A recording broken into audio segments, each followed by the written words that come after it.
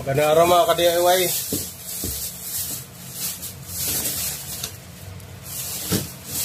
Yan, mayroon tayong i-repair na ano ngayon, electric fan. Stand fan to eh. Yan, ulo na lang yung dinala. Hindi na dinala yung buo. Ganun din naman yun eh. Importante, nandito yung motor. Yun ang i-check natin. Ayan. Ayan. Sa unang ano ko pala yan oh. Napansin ko kagad matigas yung ano nito. Matigas yung shafting. Check natin yung stator niya. Stator winding. Tingnan natin kung mayroon. Kung may continuity. Ayan. Mayroon siya mga ka-DIY. 1, 2, 3. Oh. Ayan oh.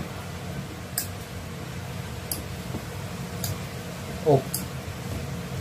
Ayan, mayroon. Okay yung winding niya. Buti naman, hindi na pinilit siguro ito paandarin nung sumikip. Kaya, ano to?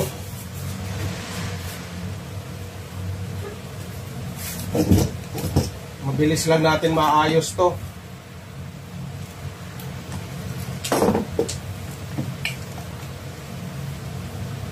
Malamang shafting at saka bushing lang yung ano dito.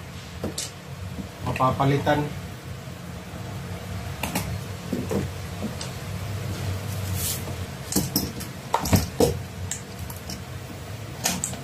Yun lang kagandahan pag bumagal na yung ikot ng electric fan tapos hindi na pinilit. Yun, may sasalba pa yung ano. May sasalba pa yung winding, yung stator winding. Pag pinilit, kahit mahina na yung ikot, yun ang nasusunog. Umpisa ng pagkasunog yun.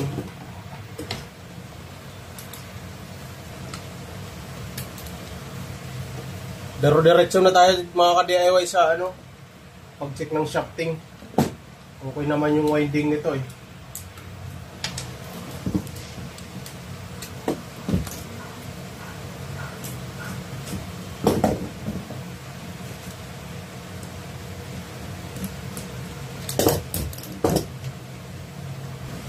Tingnan natin kung kaya sa linis. Pag walang tama yung shafting, makuha sa linis. Ano, sariwa oh. Mukhang tumuyo lang yung ano nito.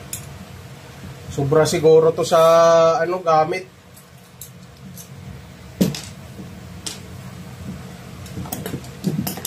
Isa kasi pag overuse, yan ang umpisa ng pagkatuyo ng ano nito, lubrication. Kailangan may pahinga din yung electric fan.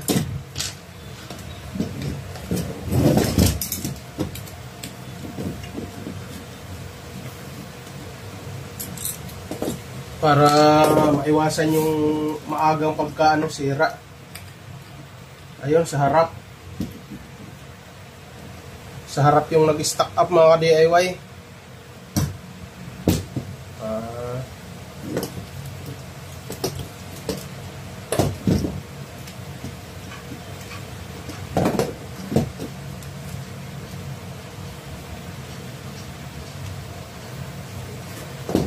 Anuhan lang natin ng langis to. Hindi ko munang pipiliting hugutin.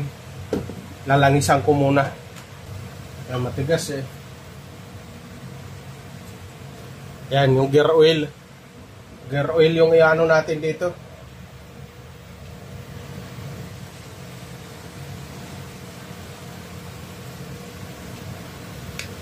Ayun. Ay, umiikot na kagad oh. Kunting patak pa lang ng gear oil.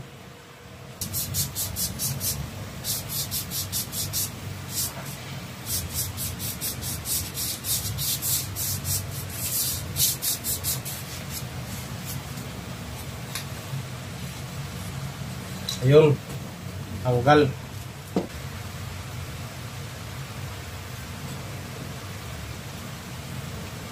Hindi pa naman sumasabit yung kuko mga DIY, oh.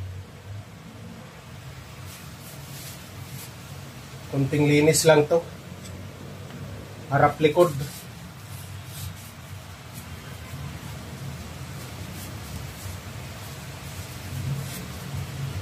Ayan.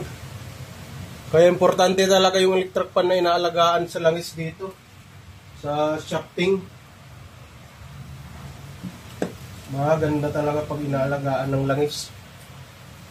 Ayan, hagurin natin ng liha. Lagyan natin ng langis.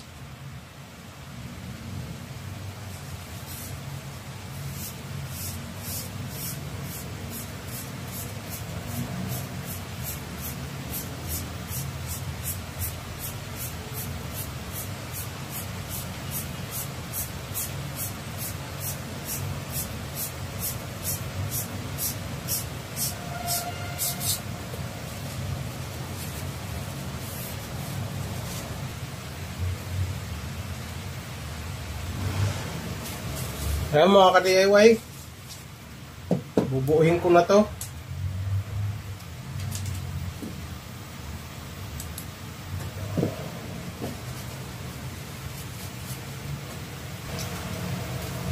Tapos langisan na natin.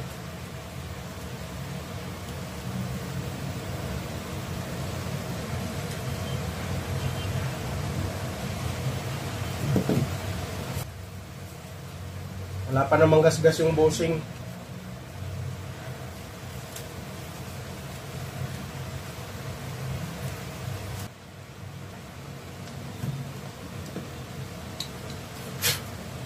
Kanina nung umpisa, di ko na siya tinisting. Di ko na sinubukang isaksak yung ano niya. Kasi pag hawak ko dito, matigas yung shafting eh. Kaya di ko na sinaksak. Di talaga iikot yun. Ito malambot na to, oh.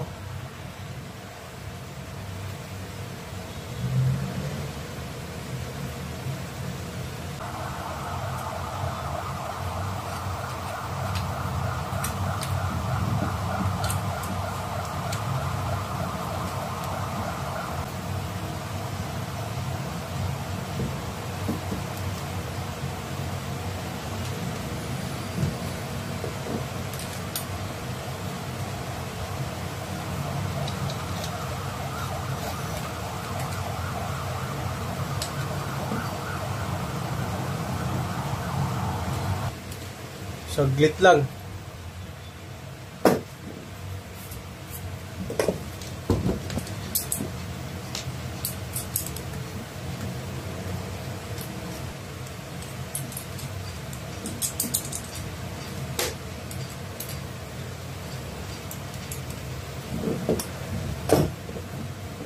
Pag masikip, pukpok lang. Ayan, lalambot na yan. Testing muna natin.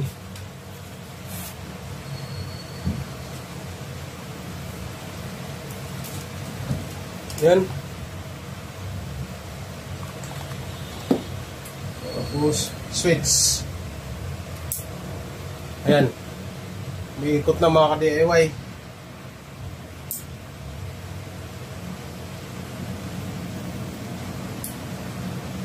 Patay. Under 1, 2, 3. Ayan. Ganun lang kadali mga ka-DIY. Ayan, okay na to mga ka-DIY. Balik ko muna yung takip.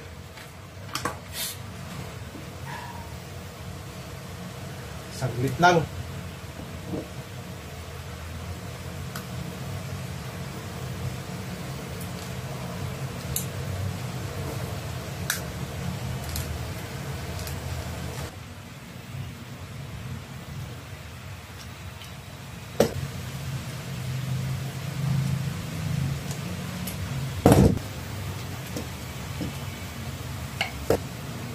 Tapos yung switch nya.